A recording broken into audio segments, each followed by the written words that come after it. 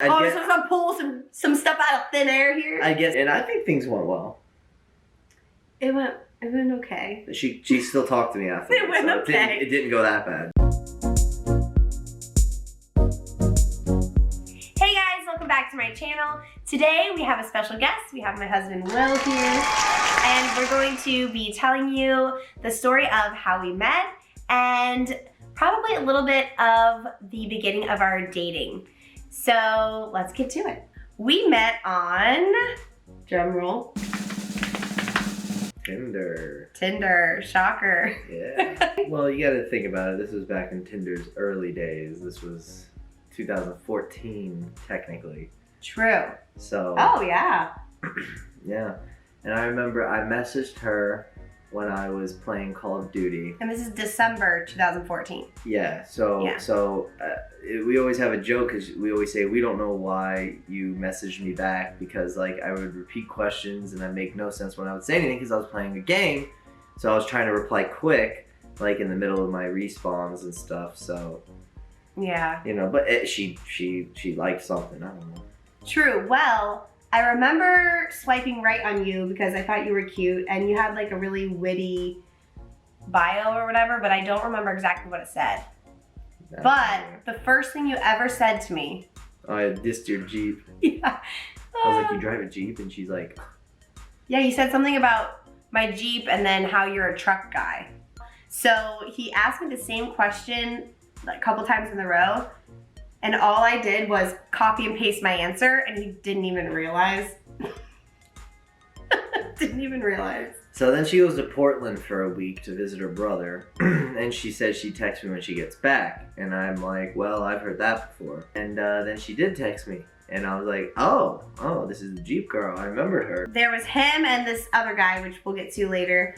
I remember him. You remember him. Yeah. And for whatever reason, I decided to message them after Portland, and those are the only two guys I was kind of like talking to after that. But during Portland, I vividly remember, and I shouldn't have remembered this, but I was sitting in downtown Portland, and I was eating donuts. I don't know, I guess there was like a fancy donut. Oh, Voodoo Donuts, duh. I was eating Voodoo Donuts, and I had this gorgeous view of the city and of a cathedral. And I'm sitting there, and I was trying not to look at my phone during that trip, but I looked at my phone, and I had a Snapchat from some random person named Sloop Dog. And I'm like, who the heck is this? Open it up, it's a picture of a dog whom I don't know. Sophie. Fast forward, it's my husband and our dog now. But I didn't make that connection until we were like well into dating. Mm-hmm. That was the guy who Snapchat me in Portland, so that's weird. Anyway. So I messaged you, and I wasn't too like keen on meeting, but you were super persistent. Oh yeah, because I'm like, once you message somebody a certain amount of time, you're just like, how much can you talk about when you don't even know what you are like in person? True. So I was like, let's just at least meet so I could see like if I got anything to work with. And I did. And it was great. Do you remember our first date? Yeah, I got there early. Obviously. Well, you set it up. You picked the spot. Yeah, well, she lived in Daytona, and I lived with, I just had moved back in with my parents for a semester at college. And I figured downtown DeLand was the best place to meet because they have a lot of cute things that girls like. So, that girls like. So that's where I decided to choose it from. And I got there early, and I didn't see her. So just to make sure she was coming to the right place, you know, I gave her a quick call. You were already there when you called me? Yeah. Yeah. Was I late?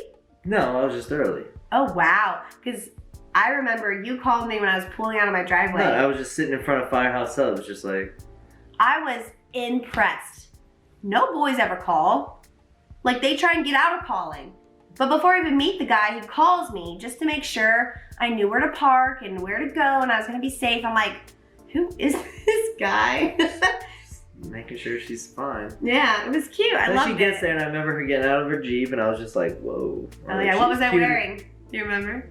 Something cute. You always forget. I don't know. I still have it in the closet. I mean, I don't wear it. I like you. Isn't that more important? True. I was wearing a little polka dot dress. A navy dress. Yeah, with leggings, right? With leggings and boots. It was cold. It was January. Yeah, January. Yeah, we first matched. 16th. Yeah.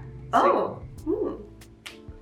Good job. Can't give him too much shit. And then he was wearing jeans, a black V-neck, and his boots. So he was looking pretty good.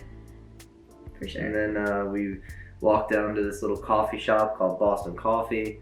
I don't know. Oh, that's the first. We were walking and it had just rained or something, so the awnings were dripping. It was in the morning, so the dew, and there was just dripping coming down from the awnings over top, and it was getting on me. She was walking alongside the road, and I just was like, "She can't be in this drip. Let me get wet." So I pulled her over. No, you grabbed at my the hip, and she was like, "Ooh." I was like, "Oh." She was like, "Ooh." Hi. So then we get to the coffee shop, and I'm a little nervous because I'm like, this girl's a little cuter than I expected to be. Oh, more than you expected. Yes, Tinder never does any justice to girls. Well, it either does too much justice or not enough justice. So like, you either meet a girl and you're just like, or you meet a girl and you're like. So we sat down, we were talking, and I think things went well. It went okay. She still talked to me after. It went okay. It didn't go that bad. Well, when we walked in, we went to go order the coffee, and you were very specific that you wanted me to get a snickerdoodle. Which I didn't know at the time, but the snickerdoodle is a decaf version of the Yankee Doodle. Same it's okay. thing. We didn't know. We didn't know. It was good. It was cinnamon. You pull out your card. I kind of say, "No, I'm paying," and then the guy behind the counter, which you knew, was like all confused. Yeah. And I'm like, of course he knows this guy, whatever, that's awkward. And I don't know, but apparently like my badass side came out and was like, "No, I'm paying." And then you said, "No, I'll get next time." I said, "Yeah, if you get it next time." And that was that. We sat down and the whole time I had a lot to say. He had a lot to say. I want her to know how, Sloop Dog is. Yeah.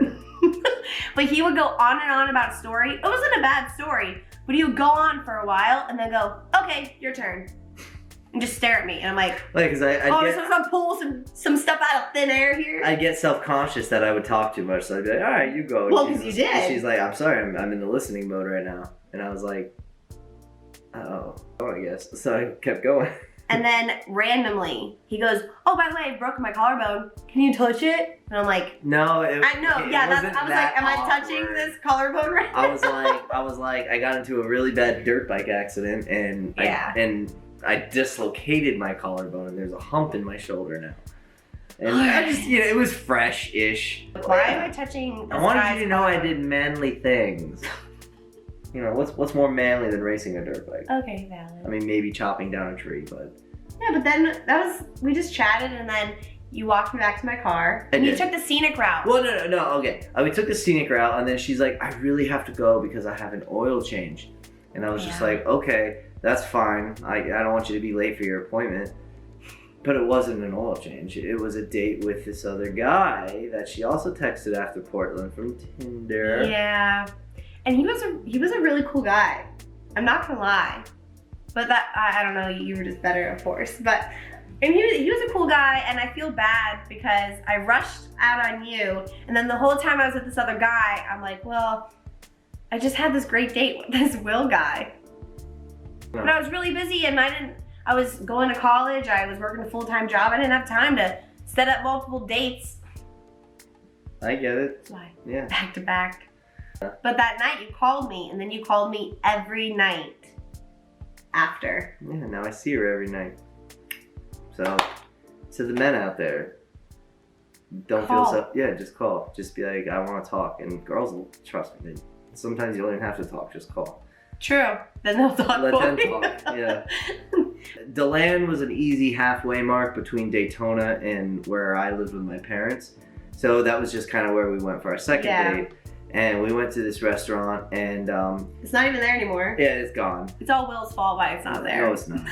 No, what do I like to do? But yeah, you like to throw me under the bus. So we're there, and we're having a great time. The waitress loved us and everything. But she runs to the bathroom, and while she's gone, the waitress brings the check, and I hurried up and paid. Because he didn't want me to swoop in with my card And again. of course, when she gets back, the waitress brings the check back, and I was so distracted by her beauty that I forgot to tip.